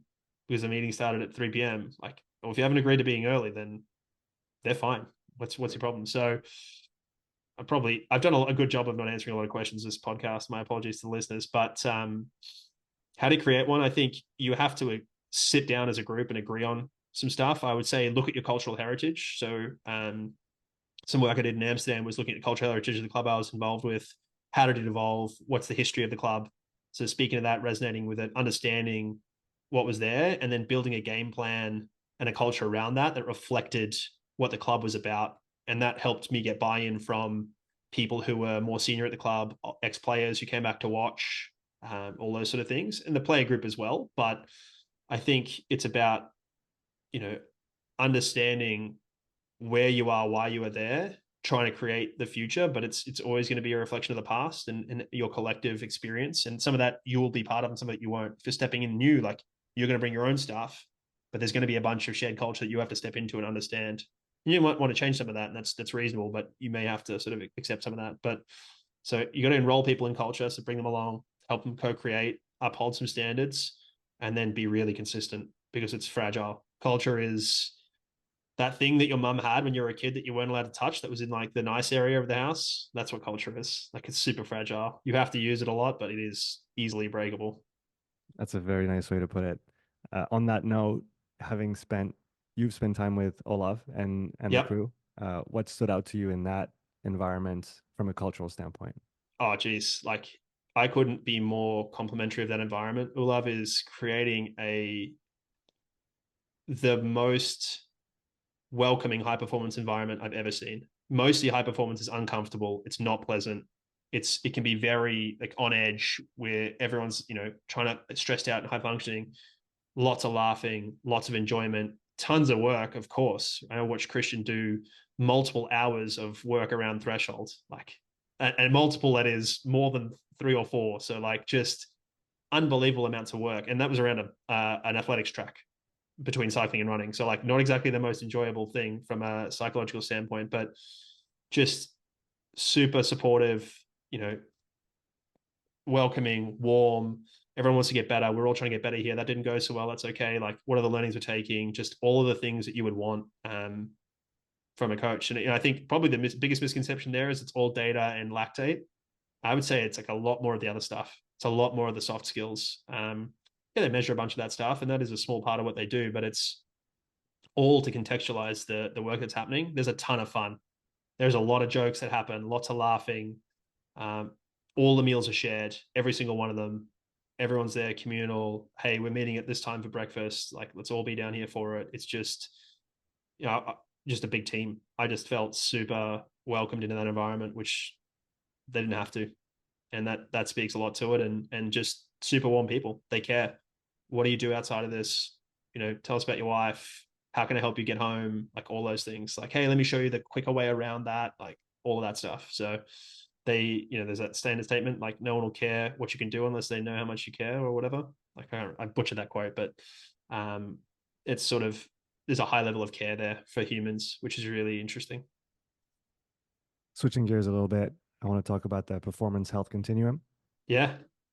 Do you see a link, if any, between the performance health continuum and the general versus specific physical preparation and how one should approach that depending on how you fall on that spectrum? Yeah, it's probably a really nice analogy to draw. I'd say yes. Now that you mention it, I hadn't really thought about it in that light, but like to contextualize the performance health continuum, elite performance is not healthy, right? We know that or at least it's not the epitome of health. You can't be sick, right? You cannot, if you're physically sick, you can't perform. We agree on this. So there's a component that is necessary in health, but the amount of carbohydrate eaten to perform at an elite level from a just on race day, for instance, and all the sugar in that, like I cannot believe it's healthy. If we're talking 160 grams an hour of processed sugar, like you can't convince me that that's healthy, even if we're only talking about your teeth, right? Even if we just ignore the rest of it and just say it's bad for your teeth, right? So it's almost certainly not healthy elite performance. You've probably seen this as much as I have. Like elite performers often have severe um, deficiencies in something. Not Mm. necessarily talking about like a blood marker, but maybe a movement or a whatever. Like they're super restricted in this. Like Rafael Nadal's, like soldier crab look. Like I can't imagine that's healthy for his shoulder girdle or whatever, right? So with the context of that not being healthy and optimal health not being necessarily conducive to performance, there's a continuum between the two. You need to be healthy enough to perform. Yeah, it probably is. You're probably right. You probably want to be healthier in an earlier phase of the season. Try and address some of those deficits. Trying to work on some areas of weakness, or address some things. And then as you get into the season, it probably gets less healthy. I mean, body composition comes to mind as well. Mm. Like some of those, elite body weight related sports, like towards the end, they get down to the pointy end and they lose it. I mean, there's a paper that comes to mind is Trent Stellingworth and his wife Hillary. They tracked her across the season, body composition wise. She's an elite 1500 meter runner, and I think he's a dietitian or something. But he works at the Canadian Sports Institute. Very Mm. good. And they've got this paper of her body composition across the season, her times, and all that stuff. And she ends up, with a period of time where she's super lean. I think she skipped a period or two, but that was very calculated. And they've done a lot of work on exact energy measurements and helping her get down there. So, is that the picture of health? Probably not. Is that what's required for her to run at the top level? I mean, there's an argument that it is. I mean, I'm not 100% convinced, but I'm open to being wrong on that. As a self-proclaimed generalist, Yep. can you strongman the idea of specificity and its importance, and then do the same for general prep? Sorry, rephrase that for me. Sorry, I missed that. Can I No, strongman? no problem. Can you strongman specificity and its importance in sports and physical preparation? So the fact of, doing the sport, doing the thing that Yep. looks like the sport, and then hold the opposite view as well. Yeah. I mean, ultimately, like, your ability to perform the sport is the ability to perform the sport, right? Like, so that's, you need to be specifically able to do those things. There are some niche skills. So let's use a rugby example, like uh, a nine, a halfback, a scrum half, whatever you want to call them. Like, there are some very specific skills that will not transfer to another sport. They will not transfer from another sport, will not transfer to another sport. Box kicking, passing off the ground, these things, like, that is a niche skill. And your pure repetitions of that will find you being better, right? Best nine in the world, Antoine Dupont, spent a lot of time doing those things, right? He kicks off both feet, kicks those box kicks off both feet in a way probably better with that left foot or his non-dominant foot than most nines kick with their good foot. That is sport specific preparation. And that is very specific to that, what he is required to do on a day-to-day basis, week-to-week basis. He spent years doing that. I guarantee he was in a French academy probably since he was 16, 17, maybe younger. Hmm. So yeah, like, that is sports specific prep. And there's certainly, and that rugby is not even a sport of great specificity, to be honest. They're generally late specializing sports. You want to talk about tennis, golf, these things or swimming, gymnastics, where you specialize early, like, you just have to go do that. There is no there are no adult onset swimmers who've ever qualified for anything that looks even like a regional competition. If you haven't swum a ton of laps by the time you are, call it 10, you are not qualifying for a regional event in anything ever. Hmm. End of discussion. It's too technically heavy and it's too early a specialization sport. Maybe running. Okay. Maybe you can be more of a generalist, come to that later, having played a sport where you do a bunch of running. But yeah. One thing that Now, stands out on that specificity front that you just mentioned, and correct me if I'm off, but it's I guess the hard physical skills versus the technical skills, technical, tactical, psychological, and where I guess where there's a bigger emphasis on the technical, tactical, psychological, maybe the earlier you should begin or the more exposure you need early on, versus if it's a purely physical, physiological, then maybe you can take more of a longer way approach, more of a general approach to get to that and be better in the end for it. yeah, 100% agree. I think it's all about it's all about the constraints of the sport and what that requires. I mean, I specifically use Anton Dupont as a good example because the counter example is Will Genia, for those who may be familiar, may not, Australian, played number 9. He picked up a rugby ball late. He was Hmm. a cricketer. He only started playing rugby at, I think, 15 or 16. So, and, I think he's probably got the most caps for the Wallabies at 9. He's still playing now. He's 30, he's probably 35 this year. Still playing rugby in league. I think he's league. No, he's with the Contessa Liners, so League One in Japan. Hmm. So, it's a late specialization sport, and he proved that. Scott Higginbotham, one of the guys he played with, started playing when he was very, very old as well. He was a soccer player, football player. So, yeah, certainly earlier in late specialization sports, as you say, the technical, heavily technical, perhaps technical sports require earlier specialization or more of it, perhaps, or more earlier specialization. But in general, I still think there is value in having some general base to it. It's just about how much. So in a gymnastics context, it's probably helpful for you to go do some sprinting, right? That would probably help your gymnastics. Hmm. But at till what age? Because at some point, gymnastics hours just too many hours. Because some of these sports, swimming, gymnastics, tennis to a degree, golf to a degree, like, there's just many hours required, many hours required. So And I yeah, guess it's also the finding the right balance. And if we take the general prep as the base of the pyramid, just making sure that your skyscraper doesn't fall over if you just spend all your time at the top and not enough at the bottom, and yep, maybe switching throughout the season, throughout the years with between those different phases, and not, spending all your time at one end of the spectrum so that you can, I guess, balance things out. That's just, I guess, just planning. Yeah, I agree. I mean, look, there's lots of cynicism running around about these hybrid athletes at the moment. I think as a concept, it's helpful in society because I think they speak to a general level of fitness in the same way that CrossFit did in 2007.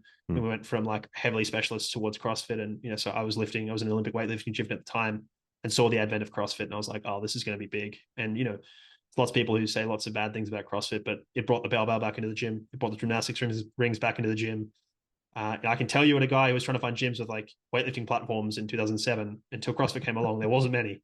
So, and if you dropped the barbell, it was a problem. So, like we tend to throw stones, but I guess the point I'm making is, having a more general approach, I think is more helpful for a lot of people. And then hopefully you find something that works for you in your niche, whatever that is, right? As an athlete, that is, one of the saddest, most rewarding, but also saddest cases I ever worked with an athlete was with a kid who was like his mum was an Eastern Bloc gymnast, so she competed for the Eastern Bloc, so she was like super regimented. I worked with him from when he was like 11 till he was like 19. Hmm. This kid was just one of the most kinesthetically aware, unbelievable athletes, lovely to coach, super respectful, lovely human.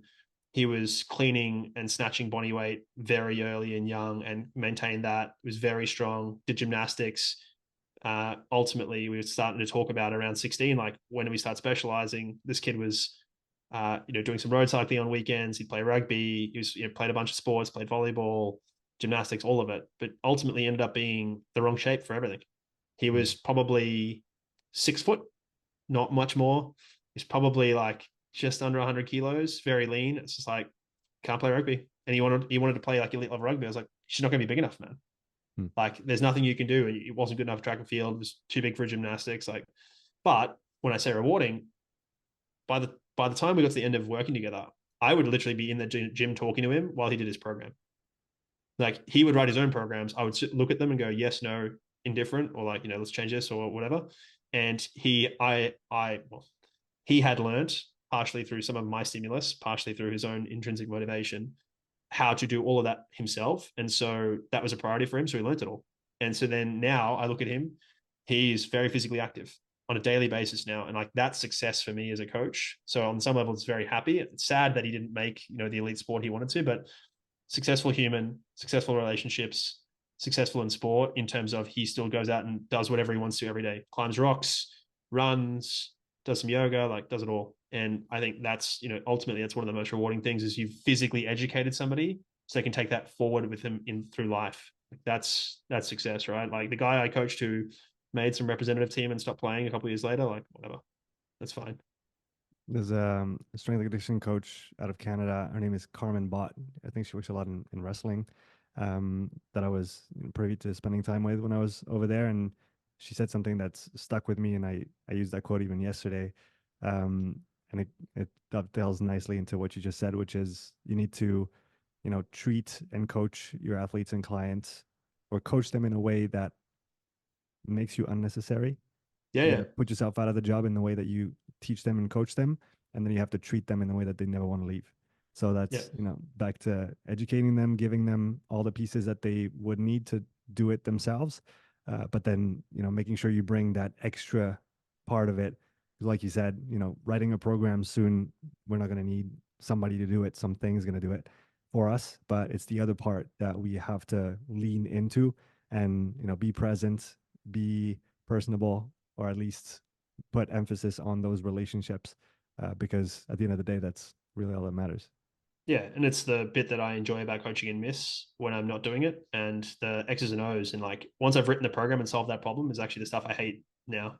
Like, I hate, once I've solved that problem and written the program, I'm like, it's super boring to me. But the like being there and interacting with people, I love. So, it reminds me of Ashley Jones's standpoint. I'm not sure if you've come across Ashley Jones's thoughts around the Crusaders and how he used to work with them. But basically, when they were young players at the Crusaders, he would have complete control, and he would slowly relinquish control. He may say, "These are the movement categories and your rep ranges. Now you get to choose the Hmm. movements."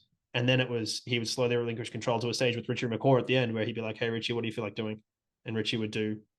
Richie would understand exactly what he needed to do and go and do it. And sometimes he'd say, "Hey, it's too much" or whatever. But he would sort of slowly relinquish that control. And um, it's his thought around like he used, I think I'm going to butcher this because I listened to this podcast a long time ago, but he sort of talked about the thought around the belts in martial arts is kind of you start with a white belt that slowly gets dirtier as you progress through, and then eventually the black belt becomes white through all of its use. So it's kind of this like full circle thing.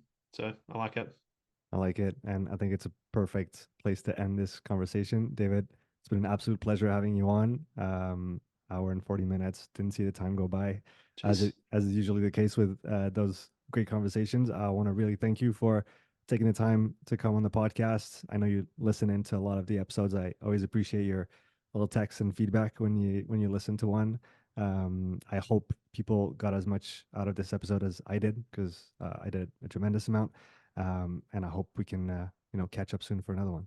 Yeah, please. Would love to catch up again, online or offline, on podcast or off podcast. I would actually just say to people, like, if you're listening to podcasts, please do like message the hosts or rate the podcast or all of the above. Like, you would be surprised how much of a difference it makes to a host or somebody who's creating stuff when you hear from somebody like, "Hey, I really enjoyed that." Doesn't take a lot of your It's time, true. but like it makes a huge difference to people. So please do that. And so yeah, but thanks for the platform, Sean. I really enjoyed the conversation. It was, as you said, I didn't realize what time it was, so yeah, it's great. Really appreciate you and appreciate what you're doing. If people want to find you online, where can they follow your adventures? So I'll throw you some links. I've got Instagram, of course, at dlipman5. I'm on X. I don't do as much Xing or tweeting as I would like. I often say on podcasts, like I think my drafts to sent ratio is somewhere around the 100 to 1. Um, I'm certainly, I have my own podcast called 1% Better. It's kind of sports science, bit of storytelling in and around that. So some of your listeners may appreciate that. And then I have a Substack, Nexus Health and Performance, where I sort of talk about the health and performance stuff. So I've talked about already a couple of the articles. So I'll throw you that link as well. Cool. We'll put the links below for people who are interested. David, thanks again. Appreciate you. Thanks a lot for watching this episode. If you want to support the show, there are two good ways that you can do so. You can leave a 5-star review on Spotify or Apple Podcasts, or you can help grow this community by sharing this episode on your social media. Thanks for your support, and I'll see you in the next episode.